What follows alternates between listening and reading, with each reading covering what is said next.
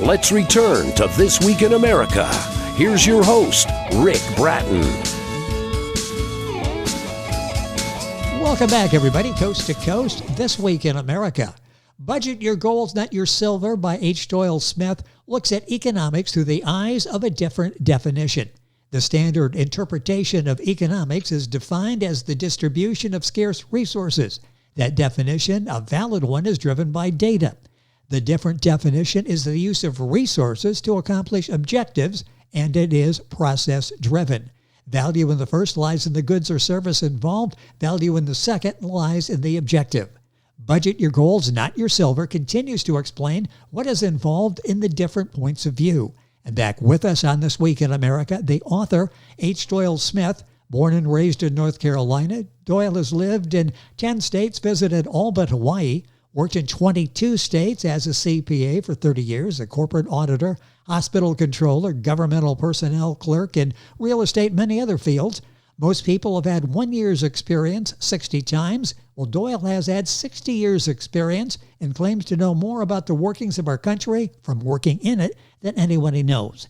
A graduate from the University of Arizona, Doyle received a master's degree in education from Western Carolina University and has studied for a doctorate in both economics and history. A pleasure to welcome back with us on This Week in America, H. Doyle Smith, author of Budget Your Goals, Not Your Silver. Doyle, welcome back. It's a pleasure to have you back with us on the program. I'm glad to be back. I always learn something when I have you on, and that's going to be the case today. I've been looking forward to talking about this in your book, Budget Your Goals, Not Your Silver. What inspired you to write the book? What was the motivation for writing this? I finally realized from a book that I read called They Fought Alone by John Keats that the economics is based upon more than just money. In fact, to understand a barter, you have to understand that each person values certain things more than others, and the value is based upon the objective for which they're going to use it. If I get up in the morning and I'm hungry, I want to satisfy that hunger, I have a real value in an egg. And therefore, I go get the egg, and almost immediately after I've finished eating the egg, no eggs have no more value to me. Exactly. Now, the thing is, if we have an objective, we can accomplish a lot, but we have to have the resources to accomplish the objective. What has happened in many places is that they are looking at the resource to come up with value, and it's necessary to have an objective. I was on a mountain in North Carolina, looking across at a 100-acre tract, looking across a valley at a 100-acre tract that I had just put a down payment on. I looked around me and said, someday I'll own all this. And then the thought came to me, it's a very important thought, what am I going to do with it? Ah, yes.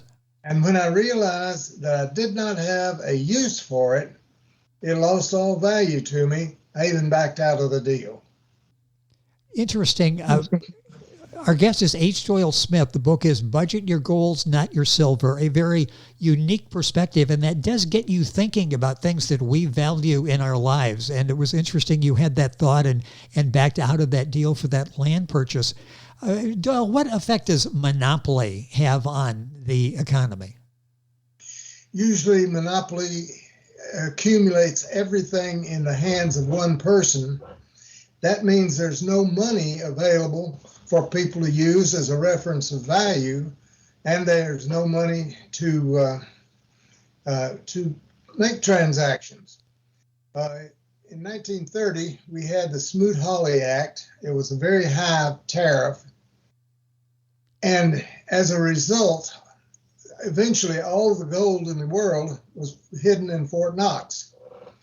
When it was hidden in Fort Knox, it could not be used to transfer food from Florida to New York.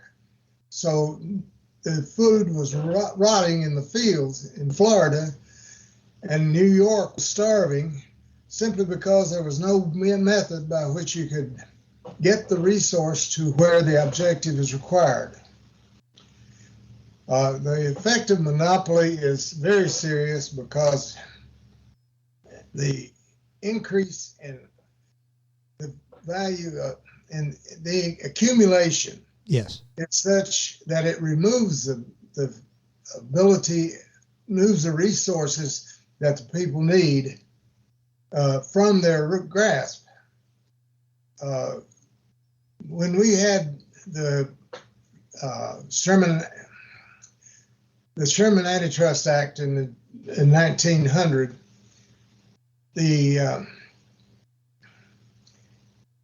it was designed because people were not having enough money to pay their bills, nor were they able to accomplish anything. All the resources they had was used to have food on the table, and they lived in the company buildings. That was a very bad situation for everyone but the monopolists. They changed it to require the Standard Oil Company to break into about 10 or 12 companies. And the competition between them brought the prices down to the point where people could buy the oil and therefore could use it. Yes.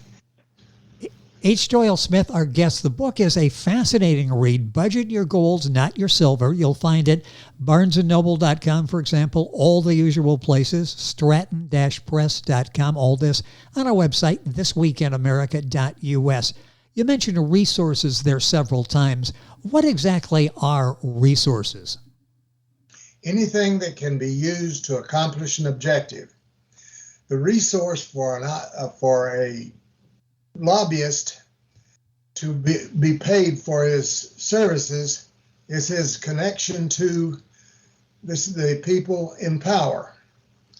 That is a resource that you pay money to use to accomplish your job, your efforts to get your ideas across to these politicians. And we have relationships. We have locations. If you can't build a 40-foot boat in a 25-foot basement, you've got to have the location that you can use to build the boat. You have to have things. Now, things are a little different from locations because you can always make more of them. Locations are finite. You can only have one location. You can't eliminate it, and you can't, in other words, land is going to be there whether or not anything else is around. But the value of that land depends on what you can do with it. If you can grow cotton, you grow cotton, it becomes a resource. And anything, no matter what it is, that can be used to accomplish an objective is a resource. Let's take that a step further with our income tax laws. Are they effective now, and should they be changed, and how should we change them to make them more legitimate in terms of being an accurate reflection of income? I had a customer come in one time at my accounting office who had just started a boutique. She had bought the inventory. She had it on sale. She sold half of it.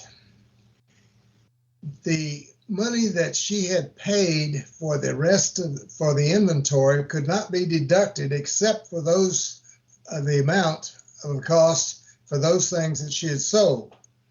Therefore, she had to pay money to the tax service on money that she had already spent. The inventory at the end of the year should be deducted and then deducted as future income. Yes. Then added back on the next year's return as as income. Yes. Of course, if your inventory doesn't change much, that means only the change is involved. But if you've got the inventory, if you have to pay for the inventory, and then you have to pay tax on the money that you've already spent, that's not possible. Now, the other thing that is most critical, you buy equipment. It should be deducted immediately in the year that it's bought because the money has gone out. And if the money has gone out, you cannot turn around and spend it a second time. There should be a depreciation, just as there is now, that parallels this. And if a person has decided that it would last 5 years and it lasts only 4, then the 5th year of depreciation would have to be added back as income at the time that it's sold. Yes. The fun thing about that is you no longer have to worry about what the inventory is and how you value it, because all the inventory will only be a deduction in 1 year and an increase in income in the next. It makes so much sense, doesn't it? Now, there's another factor in this.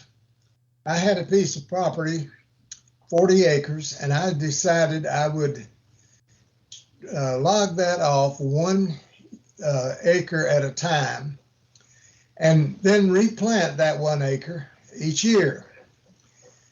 I thought it was a real good idea. I had to buy trucks to work with, chainsaws. I had to put out nearly $2,500 in equipment to start work.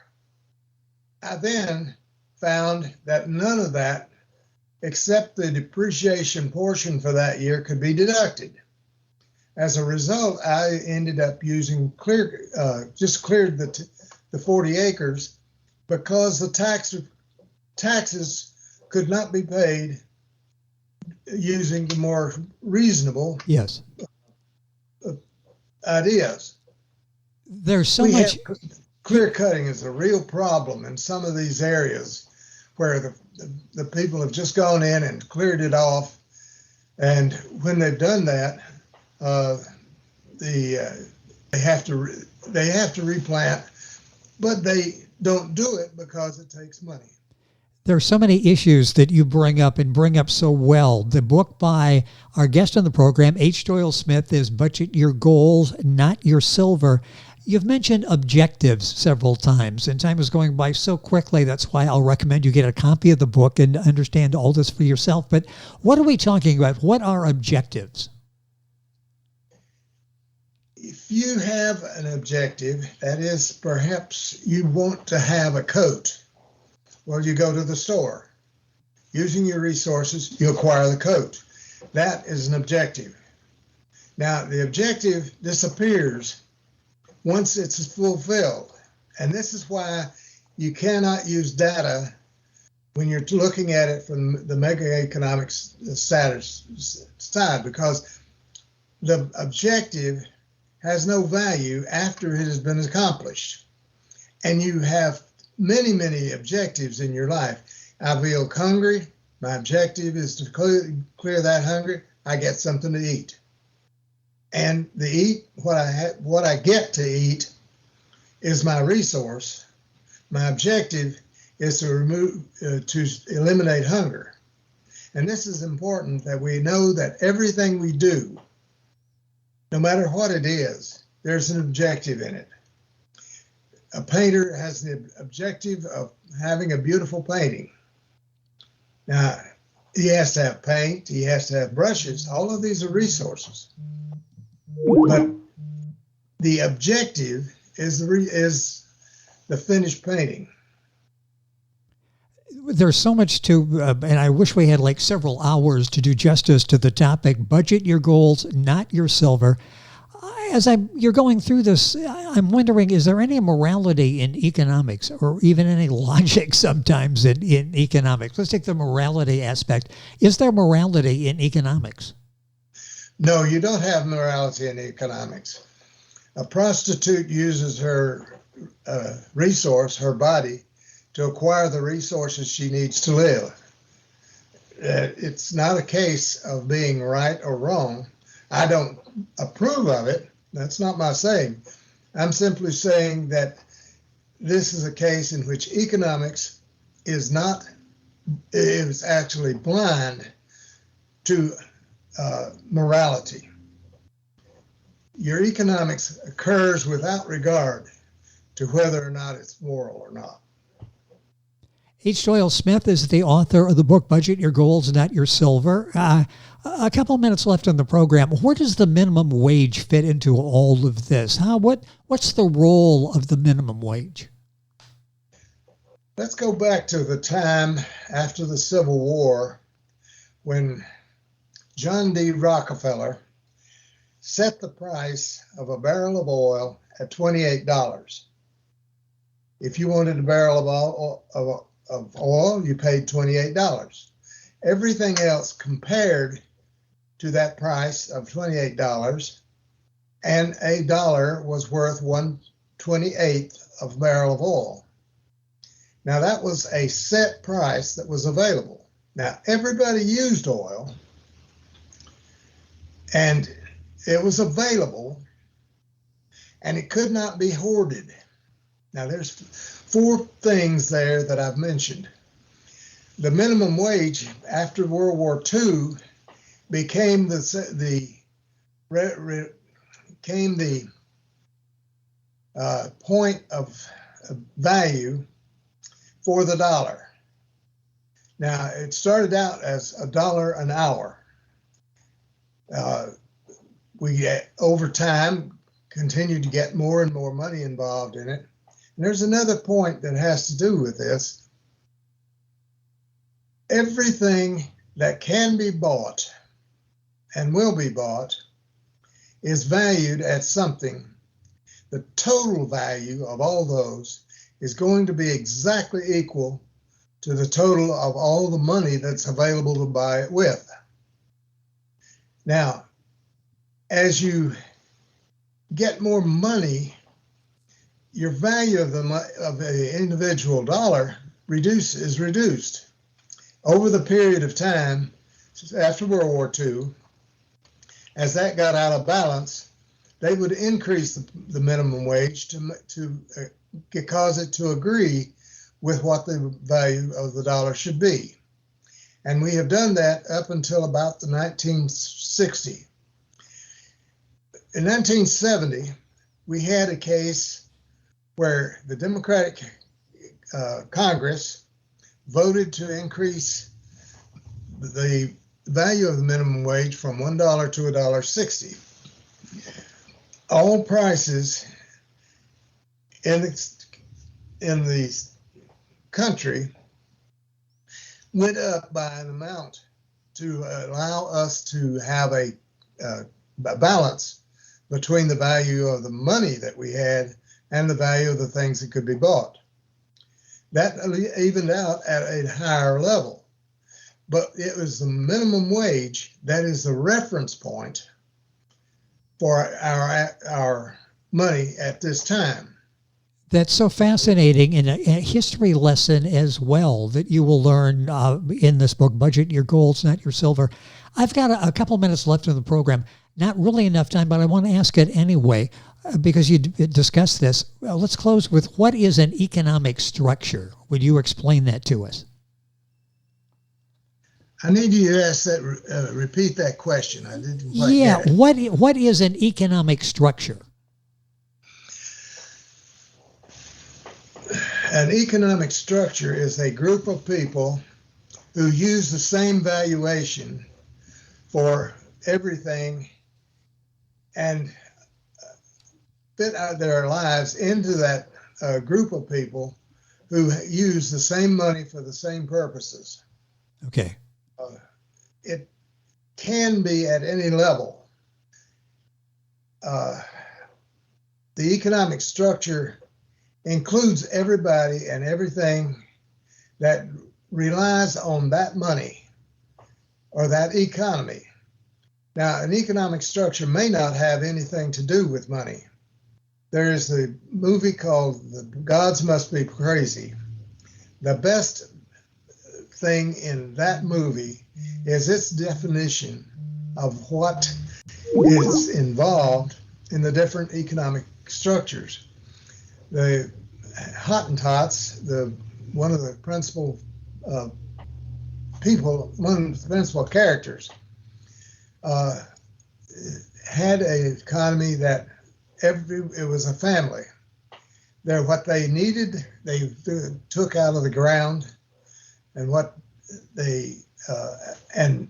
they lived off of the land, a desert. They knew how and they knew what. When Key, the character, was given money to pay for his services that he had given them, he walked away and threw the money to the winds. He had no use for the money. He was not in an economic structure that had money involved. At the same time, there were economic structures of the white Africans, the black Africans, and all of these, each one had a different way of looking at life. It's just I wish we had, again, a couple of hours and maybe we can continue this conversation. There's so much in the book, the new book by H. Doyle Smith, Budget Your Goals, Not Your Silver. In it, Doyle looks at economics through the eyes of a different definition and history along the way. This book is an excellent read on so many levels. Doyle, always a pleasure to have you back on the program. Thank you for spending some time with us. We hope we can do this again. So much more to talk about. Thank you for being with us once again on the program. And thank you for having me. It is our pleasure. H. Doyle Smith, the book Budget Your Goals, Not Your Silver. You'll find it the usual places, Barnes & Noble, Stratton-Press.com, and all of these available on our website, thisweekinamerica.us. A link there as well to get information on Doyle's book and be able to order it as well. You're listening to This Week in America, and we're back on today's program right after these messages. This Week in America is online. You can visit our website, thisweekinamerica.us. Scott Pinkerton, associate producer of This Week in America. Jay Anderson, segment producer. Ben Watson, webmaster. Otto Bechet, director of engineering and TV production. This Week in America produced and is a trademark of Blue Funk Broadcasting, LLC. For information on all of our guests and to listen to this week's show, our website again at thisweekinamerica.us. And I'm Sean Bratton, executive producer of This Week in America.